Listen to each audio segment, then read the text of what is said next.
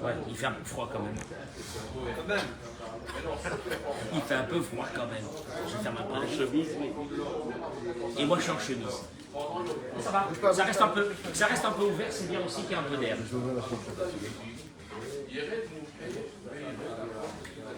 Bien. J'avertis nos amis que nous sommes en direct d'Ora Geoula, Poleg, Iriamim, Natania, mais on est à l'intérieur, et à l'intérieur il y a d'autres rabbanim que j'ai engagés pour m'embêter, pour faire du bruit, parce qu'ils sont en train d'enseigner aussi à d'autres groupes. C'est le principe de la Torah. Je les paye pour m'embêter. Et Baruch Hashem, c'est pas grave. Il y aura un peu de bruit aujourd'hui. Dans 3-4 jours, le soleil revient en Israël et on sera dehors et donc on sera dans la tranquillité. J'accueille. Alors, pardon. Réfoua Shelema. Déborah Bat Esther. Déborah Bat Esther, Bezrat Hashem. Réfoua Shelema total. De très bonnes nouvelles très bientôt. Besrout le Limud Torah de ce matin. De Dora Geoula, Bezrat Hashem. Richard. Joël Teïda Batodet. Lise Noémie Bat Julie Frecha. Monique Esther Batodet. Jocelyne Batoraïda. Victor Ayouch Ben Odet. Maurice Moshe Ben Odet. Gedalia Ben Fradji. Nathan Yosef Ben Yehudit. Yaakov Ben Dina. Malka Chaya Bat Simi. Rosh Akol Chole Amecha Israël. Zari Sarah Batrana. Sarah Colette Batlouise. Rivka Bat Gisèle. Shmuel, viens de ce côté mon chéri. Et ceux qui sont dans la cuisine, est-ce qu'ils peuvent venir? Merci messieurs, Toda Rabba. Alors, d'abord j'accueille aussi nos amis sur les réseaux qui se sont connectés ce matin. Nous sommes au 2e jour de la tempête Carmel qui a amené beaucoup de pluie en Israël. Le niveau de la Kinneret est monté. Le froid que les arbres et les champs ont besoin est arrivé. On remercie Hachem. On remercie Hachem. Quand moi j'ai connu à 35 ans ici, quand j'étais jeune, j'avais fait mes études en Israël et que nous avions à cette époque des hivers, les uns après les autres, sans aucune pluie. Et qu'à cette époque on parlait d'apporter des bateaux d'eau de Turquie. Donc je ne me plains pas d'avoir cette pluie qui ne s'arrête pas. C'est une grande bénédiction d'Hachem pour notre saint pays. Je voudrais vous dire une chose qui va vous amener beaucoup de force ce matin.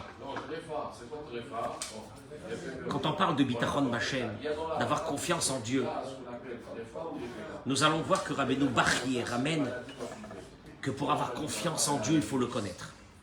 Il faut connaître qui il est Dieu. Si je ne te dis pas, moi, quel est le projet de Dieu pour nous, tu t'imagines des fois que tu es seul. Donc il faut vraiment connaître Dieu pour être tranquille. J'ai des soucis, je m'en fiche. Pourquoi tu t'en fiches? Parce que je sais que Dieu s'occupe de moi. J'ai des problèmes, j'ai des choses qui ne sont pas solutionnées dans ma vie. Ne t'inquiète pas. Il y a quelqu'un qui s'occupe de toi. Mais ce quelqu'un-là, il faut que tu le connaisses. Si tu ne le connais pas, si tu ne connais pas sa force, tu t'imagines que peut-être tu es seul. Le sentiment de solitude est la pire des choses qui peut nous arriver. C'est qu'on se dit, mais alors, il n'y a personne qui est avec lui. Je vais commencer par un message que j'ai découvert dans la paracha de cette semaine et qui va nous amener vers une idée. J'accueille mes amis sur les réseaux sociaux. Bracha v'atzlacha, refoua shelema, kol zivug hagun, parnasa tova, kol asher tifnu taskilu v'tatzlichu, amen. Be'ezrat Hashem, Hashem il est avec vous. Moi je prie beaucoup pour tous les noms des malades qui ont été mis dans la journée. Je les récupère en plein milieu de la journée. Et je fais sur ça mon Limud Torah, ma préparation de mes cours. Donc, tous les noms de malades que vous mettez, je les associe Bli Neder, Bezrat Hashem pour quelque chose d'extraordinaire. Avraham Avinu, pardon, Shmuel, les fois chez les mains, Shmuel Ben Zohara et madame Zora Solika Batsutana. À la Pasuk chez Nehemar, écoutez parce que les messages sont dans le livre de la Torah. Tous nos messages qu'on a besoin sont dans le livre de la Torah. À la Pasuk chez Nehemar, l'Avraham Avinu, il dit le Rav Reuven Karinstein Zecher Tzadik Livracha, il dit dans son livre. Dieu rencontre Avraham Avinu la première fois. Et il lui dit Yadoa Teda. Écoutez-moi bien ces mots. Parce que ces mots vont vous donner la clé de toutes les parachiotes que nous allons avancer là maintenant dans les semaines à venir. Yadoa Teda. Sache. Kiger Yezaracha Be'eretz Lolahem. Ta génération sera étrangère dans un pays qui n'est pas le sien. Le Midrash Rabbah dit Yadoa. Qu'est-ce que ça veut dire Yadoa Teda? Vous pouvez me traduire? C'est connu, tu sauras. C'est connu, tu sauras. C'est connu, tu sauras. Si c'est connu, tu sauras. Si tu sauras, c'est connu. Yadoa Teda. Moi, je peux traduire en d'autres mots. Sache que tu sauras. Yadoa Teda. Sache que tu sauras. Qu'est-ce que ça veut dire ces mots-là? Le Midrash, il dit Yadoa, c'est coupé en deux. Sache, Sheani Meshar Bedam, que je vais les asservir. Teda, Sheani Go'alam. Et tu sauras que je les libérerai. Tu vas savoir que je vais les asservir et tu vas savoir que je vais les libérer. Ce sont les mots du Midrash. Ça nous engage à quoi ça? Il dit, c'est la clé pour comprendre ce qui s'est passé en Égypte. D'un côté, l'asservissement, vous n'y échapperez pas. L'épreuve, vous n'y échapperez pas. Il dit Dieu Avraham Avinu. Il faut que tu saches, hein, l'épreuve, vous n'y échapperez pas. Et la libération, personne pourra l'empêcher. Tu entends Olivier? Parce qu'il y a des gens qui demandent où il est Olivier. Il est là, il est un peu fatigué en ce moment. On ne le sent pas trop. On lui souhaite une pêche, Bezrat Hashem. Mais il est avec nous. Olivier est avec nous. Je répète, il lui dit Avraham Avinu, l'asservissement, la xéra, vous allez la voir. L'épreuve, vous allez la voir. Mais je te promets une chose. Après l'épreuve, je te le promets, il dit Hachem, la libération, elle est programmée aussi. Quand tu as une épreuve, tu te dis, wow, je suis tombé dans un truc. Comment je vais m'en sortir? Je ne vais pas m'en sortir. Et quand je te dis, écoute-moi bien, si j'ai mis l'épreuve, j'ai mis la libération de l'épreuve, elle est déjà faite. Et vous allez le voir. Parce que l'histoire de la sortie d'Égypte, nos sages nous disent, c'est notre vie à nous. C'est notre vie. Ne lis pas la sortie d'Égypte comme une sortie d'Égypte qui s'est passée il y a 3500 ans. C'est notre vie à nous. La Gemara dans Masechet, et vous allez le voir que c'est vrai. Parce que quand le décret de Dieu a été fait, il est fait. Regardez comment. La Gemara dans Masechet Sota, elle ramène. Shlosha hayu be'ota etza. 3 étaient dans le projet. Je vais vous faire découvrir des choses ce matin que vous n'avez jamais entendues. 3 étaient dans le projet. En 2 mots, Paro, avant d'asservir le peuple d'Israël, il convoque ses 3 plus grands conseillers. Bilam, qu'on connaît, Iyov et Yitro.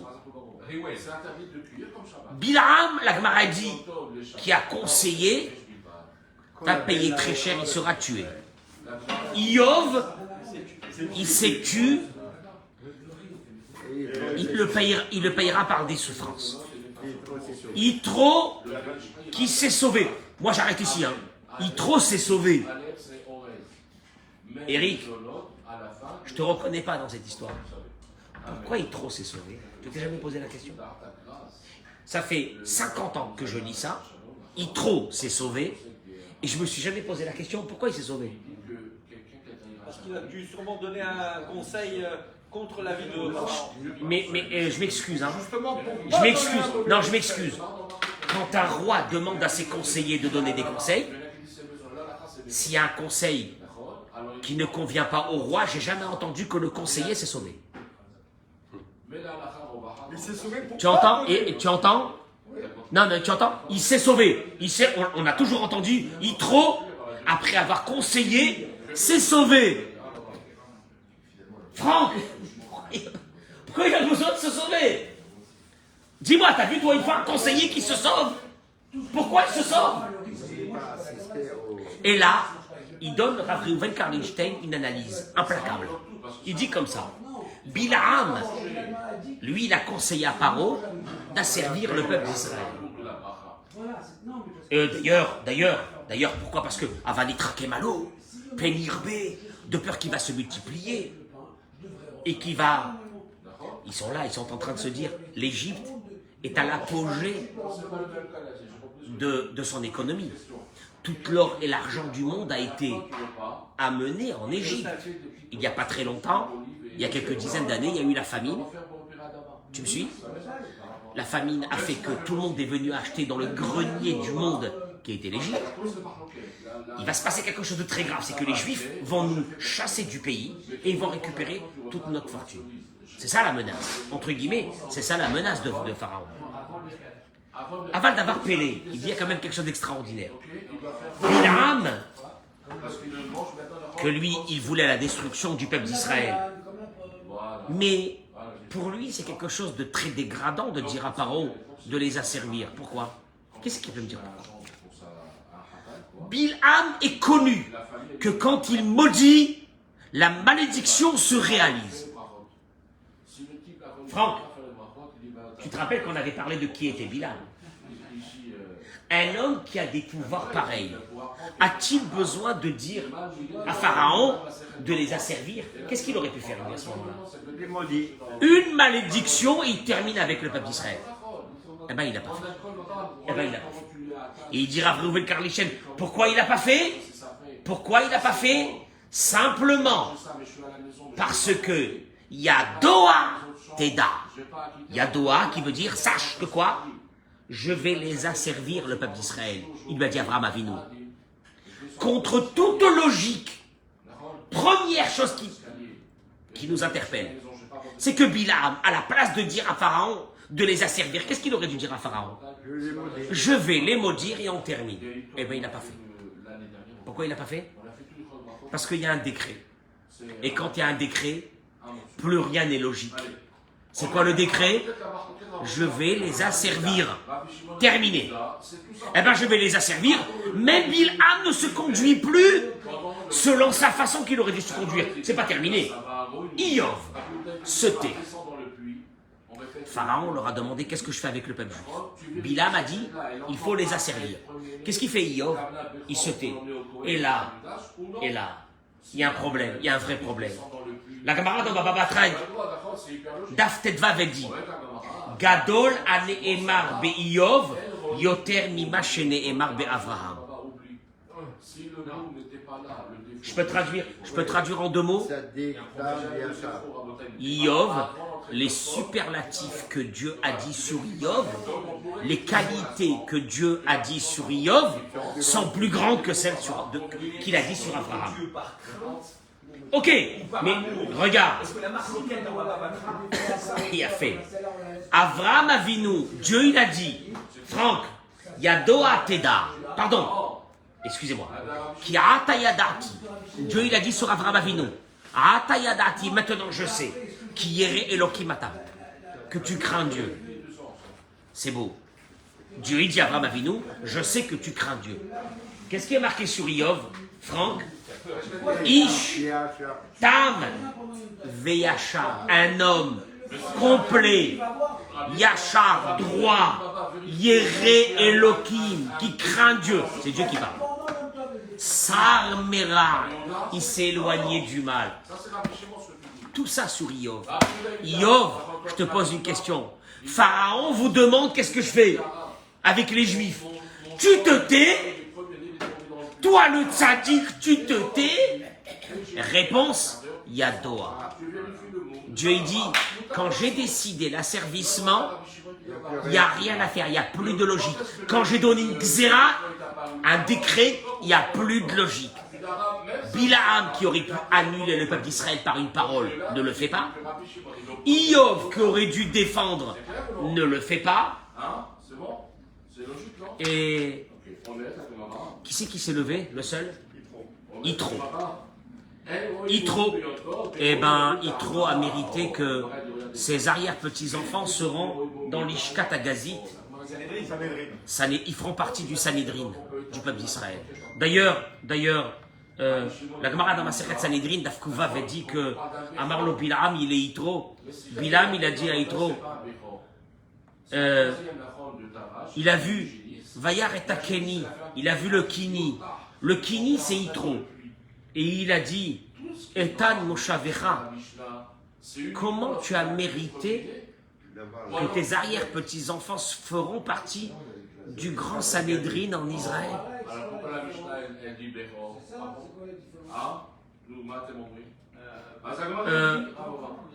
Quand est-ce que Yitro a défendu, pardon, Yitro a défendu le peuple d'Israël. Il a dit, il faut pas, qu'est-ce qu'ils vous ont fait ces gens-là? Mais qu'est-ce qu'ils vous ont fait ces gens? Laissez-les tranquilles. Et puis le Midrash il dit qu'il s'est sauvé. Quand est-ce qu'il s'est sauvé? Kama Shanim, le Midrash il dit, plusieurs années après il s'est sauvé. Moi j'ai cru qu'après qu'il a dit à Pharaon de ne pas exterminer le peuple d'Israël, j'ai dit, moi dans ma tête, Pharaon n'était pas content et Yitro s'est sauvé. C'est pour ça que j'ai appris moi tout le temps. Le Midrash ne dit pas du tout. Yitro est resté encore des années après. Jusqu'à quand? Eh bien, il ramène ici. Quand Moshe Rabbeinu avait l'âge de 3 ans, c'est là que Yitro s'est sauvé. Le Midrash il dit, Tanchuma, au moment où c'est que Moshe Rabbeinu est né, les astrologues sont venus et ils ont dit, aujourd'hui est né le libérateur du peuple d'Israël. Qu'est-ce qu'il a fait à ce moment-là? Eh bien, il a dit, vous prenez tous les enfants juifs, les garçons, et vous les noyez. Ils sont revenus, ils lui ont dit, c'est aujourd'hui qu'il va naître. On ne sait pas si c'est un juif ou non, si c'est un Égyptien ou un juif. Celui qui va libérer les peuples d'Israël, on ne sait pas. Ils n'ont pas réussi à savoir. Il a dit alors, ce jour-là, vous noyez les garçons égyptiens et les garçons juifs. Tout. Imagine-toi un peu la peur qu'il avait. Le Maharal, il explique. Comment ça se fait qu'ils n'ont pas su? Franck, comment ça se fait qu'ils n'ont pas su? Le Maharal, il dit que Moshe Rabbeinu avait ici 2 volets. Le premier, c'est qu'il était juif. Mais le deuxième, c'est qu'il a été adopté par une Égyptienne, Bathia, la fille de Pharaon. Et donc, le Talmud il dit que celui qui adopte un enfant, c'est comme si c'est son fils. Donc, ils ont vu le libérateur qui naît, mais ils ne savent pas si c'est un juif ou un Égyptien. Imagine-toi un peu le scandale à ce moment-là. Et les Midrash il dit, Kivanchi Pilou Moshe la Yeor, Batla Gzera.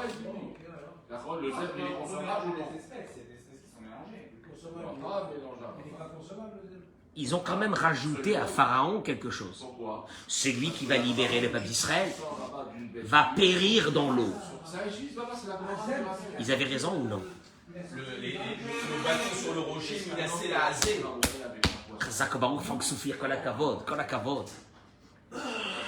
Ils ont, regardez jusqu'à où ils sont partis les astrologues. Ils ont dit, celui qui va sauver le peuple d'Israël va le payer avec de l'eau. Pharaon a pensé que l'eau, c'était de le jeter dans le Nil. Or, le vrai problème, c'est quoi? C'est que Moïse va le payer plus tard en frappant le rocher. Et là, Dieu lui dira de ne pas rentrer en Israël. Dans l'histoire, on sait que les bénis Israël avaient besoin d'eau et qu'il va frapper le rocher pour que de l'eau sorte. En tout cas, il en est que quand ils ont pris le berceau de Moïse, ils l'ont mis dans le Nil, eux, ils ont cru que ça y est, le libérateur, était mort. Ça y est, ils lui ont dit, c'est fini. Et là, Paro se calme. Qui c'est qui vient sauver? C'est terrible cette histoire, c'est terrible. Moi, je ne m'habitue pas à cette histoire. Moïse se trouve dans un berceau dans le Nil. Espérance de vie, 0. Le Nil va l'emporter, puis il va disparaître. C'est fini. Bathia, la fille de Pharaon, descend à ce moment-là dans le Nil. Elle va le prendre. Où il va grandir ce bébé? C'est terrible. C'est terrible. Écoutez-moi bien, parce qu'il faut vraiment rentrer dans l'histoire. Imagine-toi, il marche chez Moveziro Hitler, qui détruit le peuple d'Israël, et au moment où il détruit le peuple d'Israël, il fait grandir chez lui à la maison un petit juif. Tu dis, c'est pas concevable. Il y a un truc qui ne va pas. Il va grandir dans la maison de Pharaon. Le Even Ezra dit qu'il va grandir dans la maison de Pharaon parce qu'il aura besoin plus tard d'être un leader très fort. Seul celui qui grandit dans un palais peut sortir un jour et n'avoir peur de personne. Il avait besoin de ses qualités. Et il va grandir dans le palais de Pharaon. Et le Midrash il raconte que quand il a eu 3 ans, pourquoi je vous raconte ça? À quel moment Yitro s'est sauvé? C'est là. À l'âge de 3 ans, ils vont l'attraper en train de prendre la couronne de Pharaon et de la mettre sur sa tête. Et là, ils sont encore là, les astrologues. Ils disent à Pharaon, il y a un problème avec ce petit. Il y a un problème. Et vous connaissez tous l'histoire, c'est que les Midrash y ramènent que Mehem Omrim le Orgo. Il y a certains qui lui ont dit Pharaon, tue-le tout de suite. Mehem Omrim les Sorfo. Il y a d'autres qui lui ont dit il faut le brûler. Pas seulement le tuer, il faut le brûler. Ve'aya Yitro Yoshev Benehem, il dit le Midrash. Yitro était encore là-bas. Moi j'ai cru qu'à partir du moment où il avait parlé avec Pharaon sur l'esclavage, il s'est sauvé. Mais il est là. Véromer Lahem, il aura dit non. À 3 ans, il n'a aucun esprit. Et c'est là qu'ils vont lui mettre devant lui des sucreries et du charbon ardent. Et il va prendre du charbon ardent, il va le mettre dans sa bouche. Parce que l'ange lui a poussé sa main. Et il va bégayer toute sa vie. Qui a sauvé de la mort Moshe, c'est Yitro. Et pourquoi il se sauve à ce moment-là? Le Midrash dit pourquoi il se sauve à ce moment-là? Hein? Pourquoi il se sauve Pourquoi il ne s'est pas sauvé avant? Il n'est pas d'accord avec Pharaon. Pourquoi il ne s'est pas sauvé avant? Le Midrash dit quand il y a un projet divin, il y a un projet divin. Il aurait dû lui partir avant. Il n'est pas d'accord avec la politique de Pharaon. Il aurait dû partir avant. Il n'est pas parti avant. Il va rester 3 ans pour sauver. Il ne sait pas, pour sauver Moshe. Mais quand il a sauvé Moshe, il a compris que Moshe était le libérateur du peuple d'Israël. En comprenant qu'il est le libérateur d'Israël, il a compris qu'un jour, Pharaon lui fera payer d'avoir sauvé cet enfant. Et il se sauve. Tout est préparé par Hachem. Il n'y a rien à faire. Alors, oui, Yadoa, tu sauras que je vais les mettre en 2 mots. Dieu il a dit à Abraham Avinu, rien ne m'empêchera de les mettre dans l'esclavage. Rien. Et tous les projets les plus fous du monde sont préparés, il n'y a rien à faire. Teda. Yadoa, Teda. Yadoa, Teda. Mais tu sauras. Tu sauras que quoi? Tu sauras que un jour, je vais quoi? Je vais les sauver. Sha'ani Go'alam. Je vais les libérer. Et là, tu vois quand un projet divin se met en place, rien ne peut l'arrêter.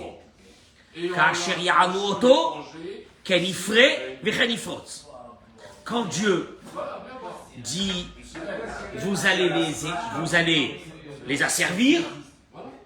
En principe, quand on a servi un peuple, qu'est-ce qui se passe? Il diminue dans sa population. Et la population du peuple d'Israël était dans une expansion anormale.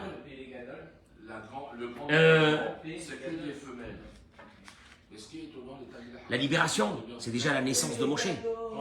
Hier, on a eu un doute quel âge elle avait la mère de Moshe au moment de sa naissance. Et Midrash il dit, Yochevet Haïta bat mea u'shloshim shana be'et ledat Moshe. Elle avait 130 ans. Énorme. Quand tu sais que la Torah, elle a fait tout un plat, entre guillemets, pour Sarai, mais nous, qu'elle a eu son fils à quel âge? À 90 ans. 90 ans. 99. Et là, 99. Et là, 130 ans, on dit rien. 130 ans, on dit rien. Tu sais pourquoi on dit rien? Le projet divin est en place. C'est un détail qu'une femme de 130 ans va avoir un enfant. Mais les médecins, ils te disent, c'est pas possible. Les médecins, ils te disent, c'est pas possible. Quand Akadosh Baruch Hu, il envoie Chas v'Shalom que quelqu'un tombe malade, il a envoyé la guérison. Ah, les médecins, ils ont dit. Les médecins, ils peuvent dire ce qu'ils veulent. La guérison d'Akadosh Baruch Hu, elle est déjà programmée.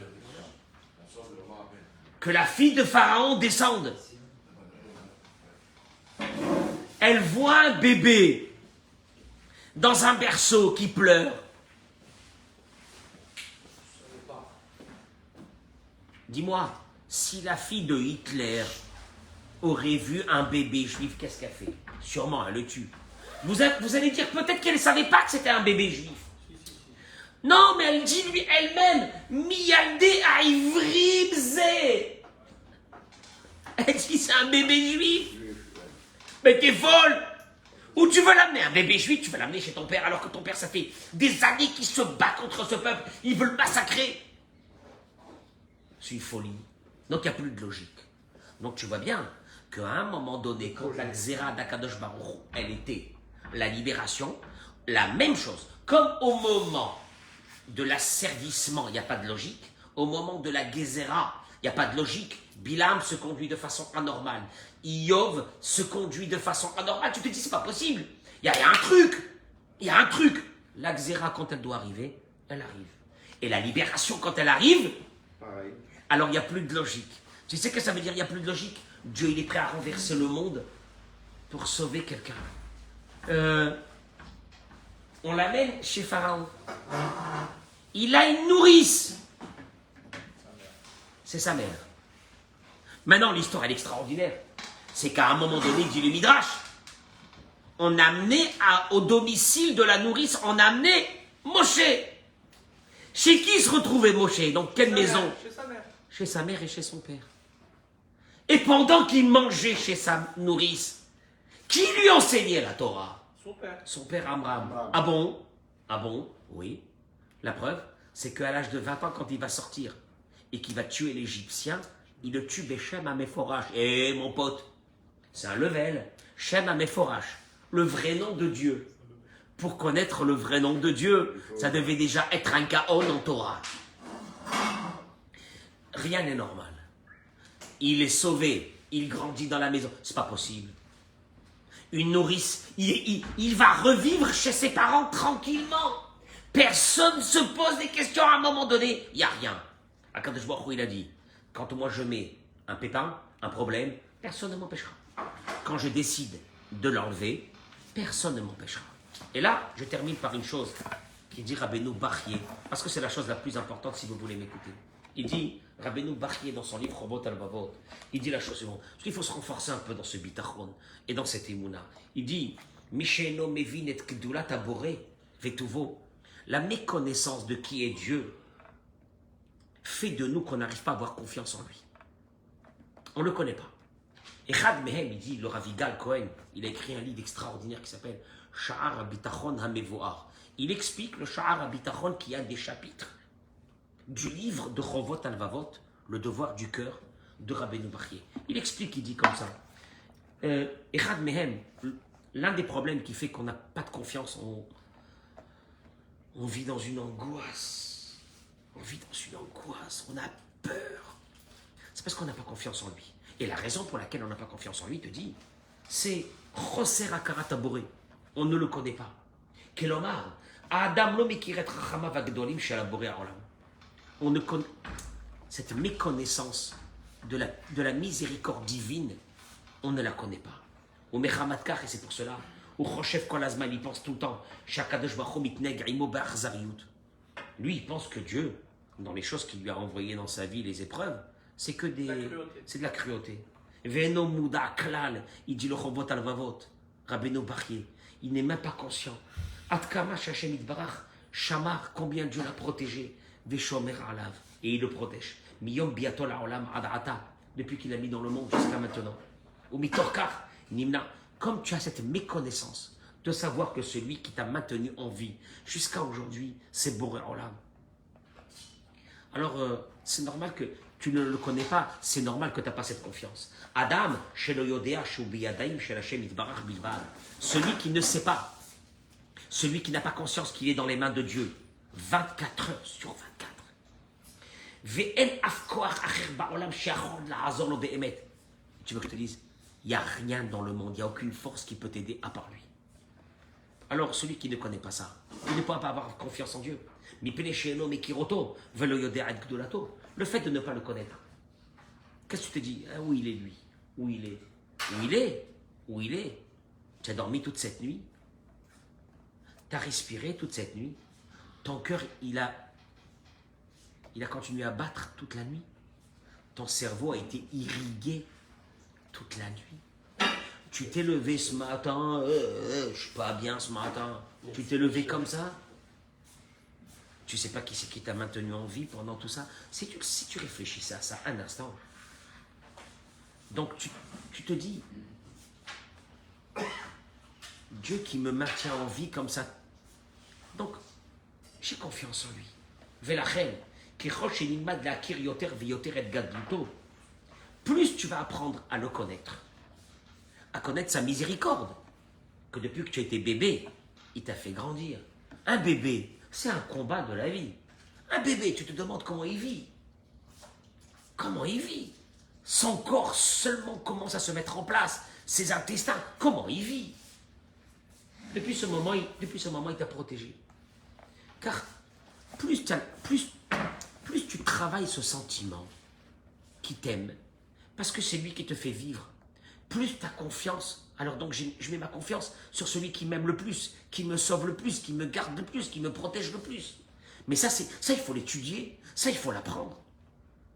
Ça vient pas comme ça, un beau matin tu dis ah ouais bon Dieu, c'est pas comme ça. Il faut vraiment réfléchir et travailler cette idée que celui qui te protège depuis ta naissance jusqu'à ton dernier jour et qui t'aime, c'est lui.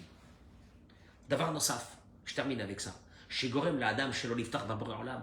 Encore une des causes qui fait qu'on n'a pas cette confiance en Dieu.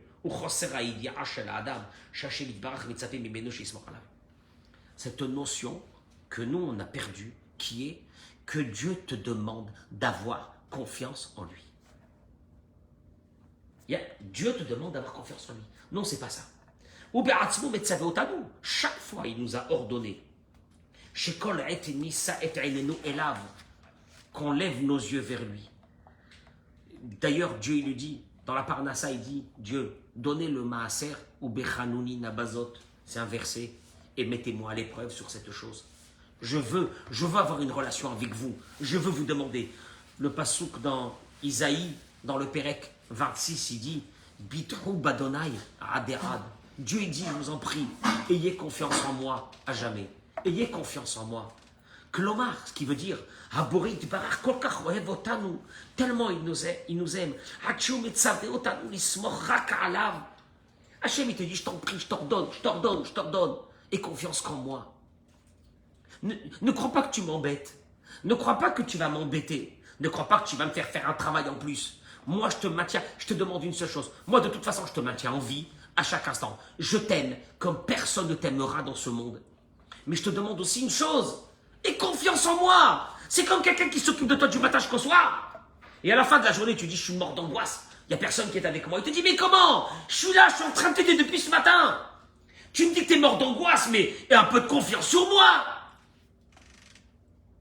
Donc, deux choses. Prends conscience que notre vie, c'est un miracle. Et qu'elle dépend que de quelqu'un. N'ayez pas peur. N'ayez pas d'angoisse puisque c'est un miracle. Parce qu'elle dépend de quelqu'un qui, lui, gère notre vie, notre vie vraiment. Et qui, chaque seconde, et qui nous adore. Comme personne dans le monde. Deuxièmement, il veut que tu m'appelles. Il veut que tu lui demandes. Il veut que tu lui parles.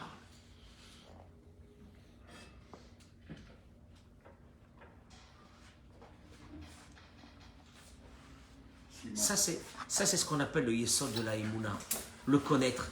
Tu vois que toute l'histoire de la sortie d'Égypte, Fred, elle n'est pas venue pour nous raconter des histoires. Qui s'est passé il y a 3500 ans avec nos ancêtres. Moi, on s'en fiche de ça. Akadosh Baruch Hu, il est en train de te dire une chose. Écoute-moi bien. Il y a un souci qui arrive. Il y a un souci qui arrive. Ah, dommage. Si j'avais fait comme ça. Il dit le Rav ici. Rabbeinu Bachye. Quelqu'un t'a volé de l'argent. Aïe, aïe, aïe. Si j'avais été intelligent, oh là là. J'ai laissé de l'argent dans cet endroit, il est parti me l'a volé. Oh là là. Quel abruti je suis. Il te dit, Rabbeinu Bachye, la Xéra d'Akadosh Baruch Hu, elle est émette. T'inquiète pas. Si cet argent doit partir, ça peut être de l'argent, mais ça peut être dans un problème de santé. Si j'avais fait un examen avant, si j'avais fait ça avant, alors on ne serait pas là aujourd'hui. C'est faux. La Xéra d'Akadosh Baruch Hu, Yadoa, il m'a dit, quand je décide quelque chose, il se fera. Il n'y a rien à faire, contre toute logique. Mais Teda, Yadoa, Teda. Teda quoi? Je mets la libération. Je mets le souci, et là tu échapperas pas. Mais je mets la libération. Et là, elle est contre toute logique. À une condition. Mais Vakasha a une condition. Quelle? Il va apporter le peuple juif à travers les semaines à venir. Avaye, amen. Ah. Tu veux que je t'aide? À une condition. Donne-moi la main. Qui veut dire? Qui veut dire? La Emouna. Il va leur construire la Emouna. Les plaies, les machins, la Emouna. Il va nous amener à une chose. Tu veux que je t'aide? J'ai la libération. Elle est proche. Elle est prête. Elle est prête. Mais à une condition. Donne-moi ta main. Donne-moi ta main. C'est ce que Dieu nous demande. C'est ce que Dieu nous demande tous les jours. Tu sors d'ici. N'aie pas peur. N'aie pas peur. N'aie pas peur. N'aie pas peur de rien. N'aie pas peur de rien. Tu sais pourquoi? C'est moi qui te fais vivre. Réfléchis à ça. Réfléchis à ça. C'est moi qui te donne tout. N'aie pas peur. Je t'ai envoyé un souci. N'aie pas peur. C'est moi qui te l'ai envoyé. N'en veux à personne. N'en veux à personne. Mais sache une chose, hein. Quand j'envoie le souci, j'ai déjà préparé la libération du souci. Elle est contre. Alors là, je te demande une chose. Toi, tu me donnes la main et elle va être que le monde entier va devenir fou de cette libération. Ils vont dire c'est pas possible.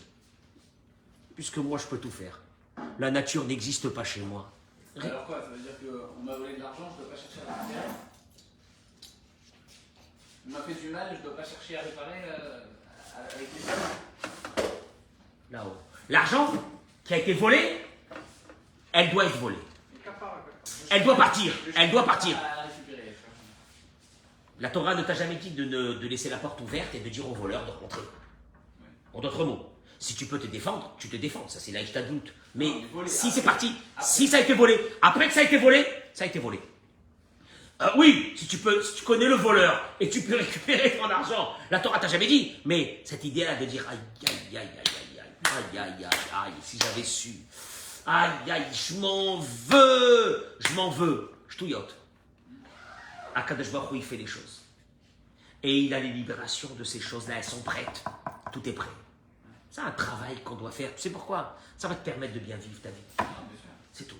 Chazak Baruch, bracha v'atzlacha, men ken yhi ratzon. Partagez-moi ce cours pour tous ceux qui ont besoin, de pas d'espoir, de bien vivre. Parce que l'espoir, elle est là. L'espoir, c'est comme si on aurait dit, c'est quelque chose d'utopique. Ouais, ben, on vit avec l'espoir. Non, c'est une réalité, cet espoir-là.